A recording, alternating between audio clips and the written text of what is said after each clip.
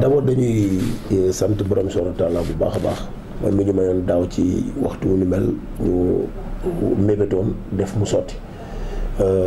mu may ñu fekki war ren mébéta def mu sotti ndax lu waay mën ko def ko mu yegg rek mooma donc ñu koy ci sant di ko ci gërëm di ko delloo njukkal bu baax a baax di wax ni comme li nga wax nii rek ci affaire ASC yi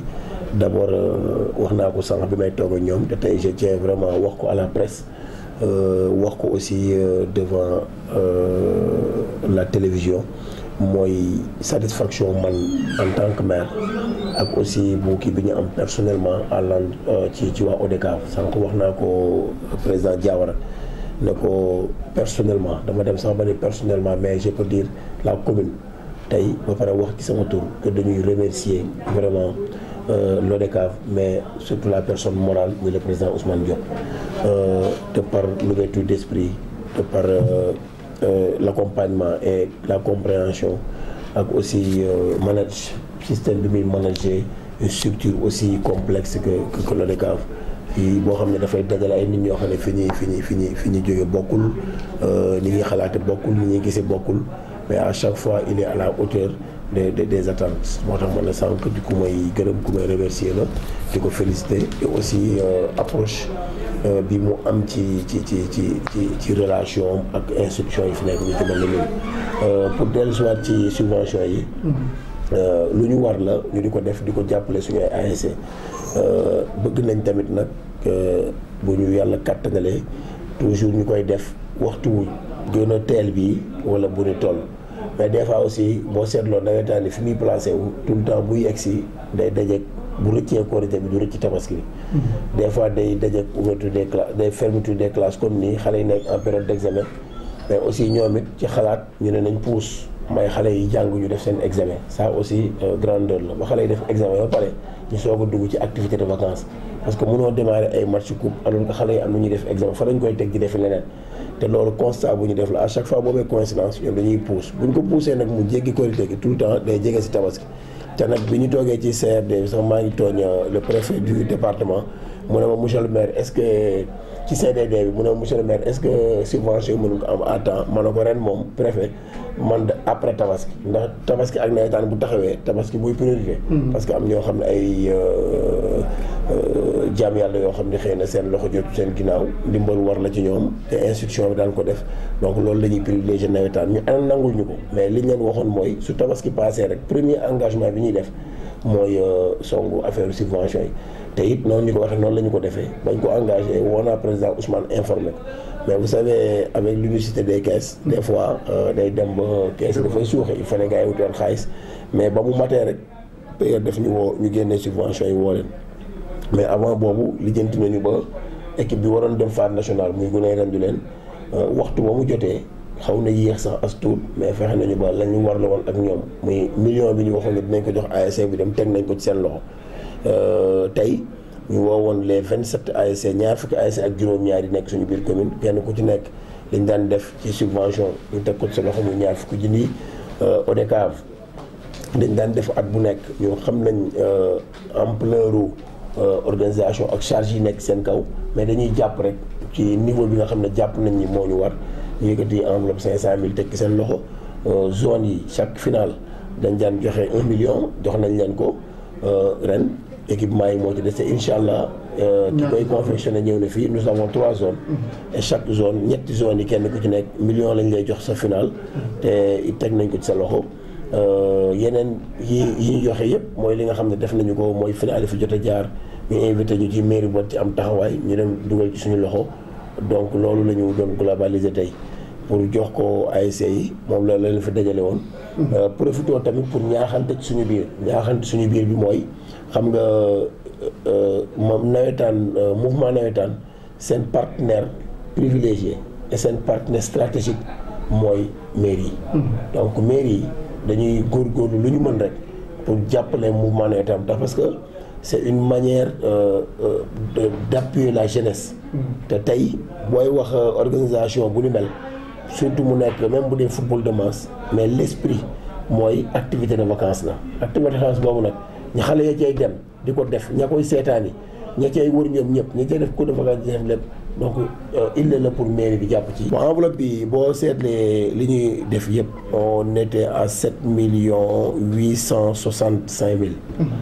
ci li ñuy répartir. bu fekkee équipement yi day ñëw fekk si ko muy autour de 4,500,000 et quelques. maanaam dinañ dugal 12,580 et quelques mille ci ASC yi. ci ren muy vraiment lu ñu xeeb parce que bu nit ñi gis turu 12 millions wala 5 millions naan li ñuy dugal ci nawetaan bari na man wax boobu damay bëgg ñu koy xoolaat xam nga tey 27 ASC ku nekk 100 000 boo ko dajalee mu nekk 2 millions 700 bu ñu ko waxee day rëy ci yow mais 100 000 francs des fois regroupé wul ASC. ASC am na fu muy toll match sax 100 000 regroupé wu ko mais day doon loo xam ne rek da nga ciy dugal sa loxo pour jàpp ci mu dem mais suñu amoon lu ko ëpp pour que vraiment cette activité de vacances là mën a sax dugal yeneen activité ci boole kook football looy geneen dinañu ko def. donc c'est pas la somme qui est importante mais action bi ak wan ODCAV ni ko ñu ngi ci seen wet loolu moo am solo. loolu lu wër la. loolu dëgg la boo xam ne kenn mënu ko dindi. les clubs civils dañuy dund situation yu méttee parce que aussi réalité football actuellement nii xëy na moo àndul ak suñu réalité yu club yi maanaam suñu club yi ni muy bindoo. mooy amuñu wéeruwaay amuñu ressource bu war a mën tax ñu gérer le football surtout boo tendre nag vers le football professionnel mais dafa daje ji ñi ko bëgg ñoo ci daje bëgg pour encadrer xale yi nga xam ne moom lañ bëgg a def profession mais day fekk ni tey boo xoolee tey le SNEPS excellence bi fi nekk nga xool Africa Promo Foot nga xool Thiès FC nga xool AFC xool le Walidane xool équipe yooyu fi nekk l'US Rail et tout ça l'US Rail en son temps ñun bi ñu koy xam il y avait l'appui de la régie des chemins de fer moo daan tax sax mu xaw a dëgër tuuti ñun on a suivi l'US Rail quand on était très jeune 8 ans 9 ans 10 ans ñu topp ko mais tey boo dellu see ci équipe yi tey fi ñu toll nii ban équipe nga ci war a xam ne c'est une équipe d'entreprise c'est une équipe boo xam ne ressource fii lay jógee c'est une équipe sponsorisée amul c'est une équipe c'est des équipes yoo xam ne ñi leen encadré ñooy wut leur propre moyen pour jéem a survivre équipe bi ma ne même mairie bu ci dugaloon loxoom dugal lay doon rek mais mu tax équipe bi taxaw maintenant comme demuñu maintenant vers li nga xamante ni tey en Europe quelque part moo am c'est-à-dire pousser les entreprises à sponsoriser les clubs te loolu dafa war a mën a nekk gis nga équipe entreprise yi tey di gagner des ressources dans le cadre de la responsabilité sociétale et environnementale dañ leen war a pousser à sponsoriser ces clubs là ou bien ñu teg ñoom ay taxes yoo xamante ni tey club yooyu bu leen mairie wala état bëggee subvention dina ko am li ma la xam nga le budget wu mairie xayma la xam nga li nga xayma di ko am bi heure bi ñu daan joxe subvention yi commission arbitre dañ leen fa daan gis commission arbitre dañ daan ñëw football handicapé yi dañ daan ñëw ñëpp dañ daan ñëw at bu ci nekk rek li budget bi tolloo loolu la ñuy def ren proposé nañu au conseil municipal l'appui à ces clubs civils là ba conseil municipal bi am na taxawaay bu ñu ci doon wax pour ñu am ko ba waxoon nañu ne mairie ville jëloon na engagement pour jël ñooñu ñu jël entièrement les clubs nawetaan ba conseil municipal taxaw na monsieur le maire engagement bi ñu jël bu mairie ville jëlee yéen yow fexeel ba suñu équipe nawetaani koñ yi bu ñu jooy dara donc ñu ngi ci def li ñu war maintenant en dehors de ces équipes nawetaan l'appui au club civil maanaam jàppale bi ñu war a am ci club civil yi du ñu ne mënul nekk mais maanaam lu ñu war a waxtaane la toog seet façon yi jàppaleen bi ban la xam nga tey jii mën nañu ni club civil yi ni ko nit ñi xalaate bo ak man sama perception bi ma ci am le fond du problème maanaam li gën a doy waar ci sonal équipe club civil mooy tey club bu ci am moyen de transport club bu ci am regroupement ay salaire u xale yi ngay lijjanti ji bien vrai que métti na mais tey suñu waxtaanoon ci suñu biir ay waxoon naa fi nañ proposer un CDD depuis Alioune Badara Samb nekk fi comme préfet ba le préfet laa ñëw ma waxaat ko am na loo xam ne bu ñu ko toogul waxtaane man yàlla def na juróom benn club laa ci am suñu xoolee juróom-ñeent wala fukki yi fi nekk juróom benn yëpp ci man la nekk US Rail ci man la nekk Africa Promo ci man la nekk Thiès FC ci man la nekk AFC ci man la nekk Walidane ci man la nekk CNEPS excellence ci man la nekk amitié mooy AFC donc am naa juróom benn club boo xoolee kon côté mairie Lamine mën naa wax ni club bu Jaxaaw bee fa nekk xëy na peut-être ak Mbaaxaan boo xoolee côté Pape Diop COT xaw moo fa nekk UST jeex na kii benn la yor kee ñaar la man ma yor ci juróom benn ba juróom ñaar donc tey lu muy métti poids bi ci su ma bëggee su ma nee nañ dem ci disposition toog waxtaane ko tey su mairie ville ñëwee toog les 3 communes laa ñëw toog ñu ne sax les mairies prenaient les regroupements loolu rek maanaam solution la 80 000 par regroupement par ASC multiplié par le nombre de matchs mairie bu ci nekk dugal ci loxoom bu leen loolu wàccee club bi dañuy dem lijjanti ji nu ñuy def ba fay joueurs yi bu boobaa ku ci am ay relation ak feneen sociétés yi ñëw dugg ci loolu bu ñu ko waxtaanee mën na nekk mais tey jii que la commune Thiès Ouest jël engagement pour tous les clubs de Thiès vu l'organisation bi am léegi parce que organisation bi am mooy c'est benn entité la boo xam ne ça regroupe les présidents de club xàccandoo dóorandoo lay nekk donc booy def da ngay def pour ñëpp te nag am na nu muy demee léegi maire dafay toll foo xam ne buy def sax boo mooy tuddee wuti moyen boppam def parce que au delà de ta commune am na loo xam ne voté wuñu budget pour mu yegg foofu donc yow c'est pexe nga pour yegg fa mais ñun tey jii surtout ci moment bii ñu toll mooy tey le football thiessois occupe une place boo xam ne c'est-à-dire amatul expliqué mooy les dirigeants des clubs se sont battus pour placer le football thiessois au sommet du football sénégalais tey jii nu mu mën demee même su fekkoon tey championnat national ñëw fi coupe du Sénégal ñëw fi tey ñun ñoo yor football Sénégal ci lépp nag la preuve tout dernièrement bi ñu demee championnat des jeunes au niveau de Kaolack xaw ma fan en junior et en cadet ñun ñoo ko remporté. Le CNEPS aujourd'hui mu ngi en première division. ak AFC ñëw yéeg donc si le stade bu ubbiwaat ay buntam pour que tey la gestion de l'environnement du foot bi ci gën a jege mooy la gestion des supporters tey les supporters mën a dem ànd ak club yi seetaani leen mu am engouement bi mu daan am ay nit ñi doxee Cité Pilot Cité Balabé Jaxaaw dox nga gis vague bi ñuy dem seetaani CNEPS Excellence suba ñu seetaani AFC buñ ko dundalaatee tuuti maanaam da ngay gis ne day indiwaat le cordon bi lié woon le public thiessois te loolu day indi beneen ressource mooy te di nga gis ku yor téeméeram yéena ko ASC bi ñoo jëndee ko billet ki yor ñaar téeméeram ressource boobu buñ ko xeeb et ñaata at ngi suñu club yi amuñu ko mais lépp rek day nekk luñ toog waxtaane mais si les présidents d'ASC dañuy toog fële ndeysaan ak seen coono di daw di yuuxu ñëw fëgg à nos portes yow nga war dem wax ak conseil municipal bi ñuy wax lii kii wax lii li gën mooy c'est-à-dire le CDD la ñu tenir ko waxtaane ko ou bien au delà du CDD su fekkee loolu mënul nekk tey les présidents de club créer cadre boo xam ne tous les maires dañuy ñëw toog ci et les maires là essaient maintenant d'appuyer sur les entreprises qui sont dans la commune wax ak ñoom pour ñu fexe jàppale ASC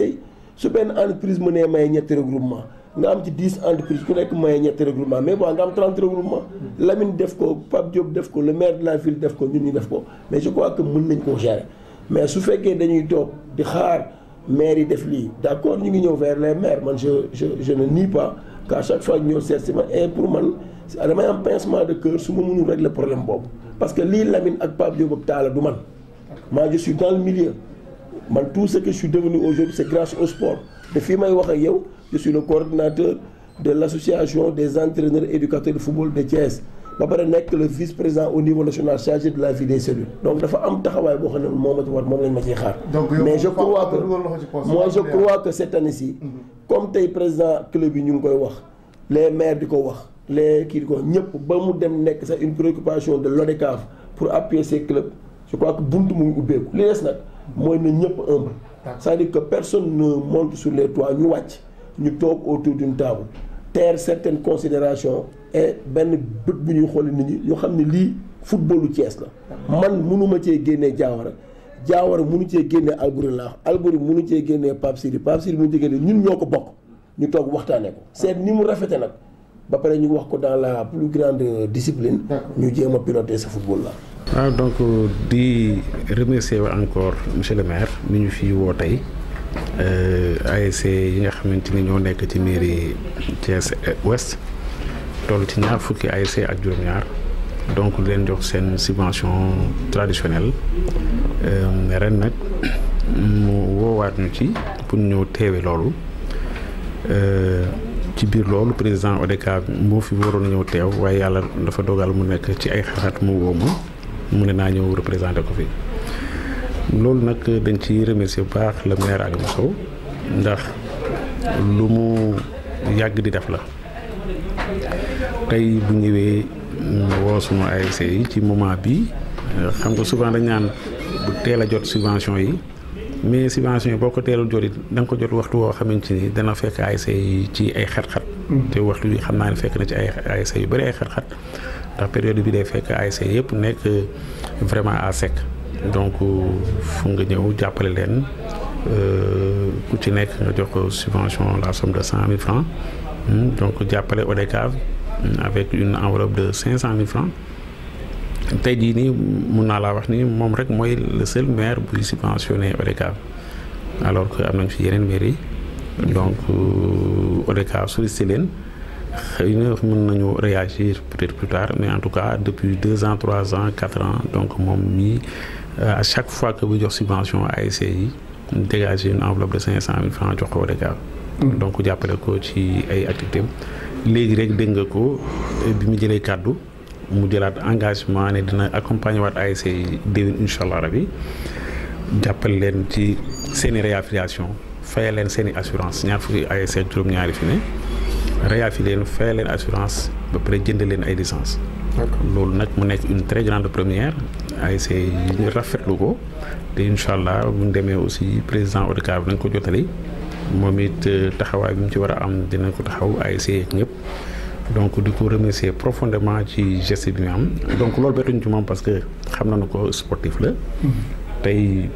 moom am na ko wax sànq ne ko tey bu subbi woon mbubu meeram sportif ba rek a fay des donc tànk yi mu taxawu donc bettuñ ci moom def naa dañ koy ñaanal rek yàlla may ko fan wu gudd ak wér mbébét bi mu am ci mairie bi yàlla may ko vraiment mën koo mottali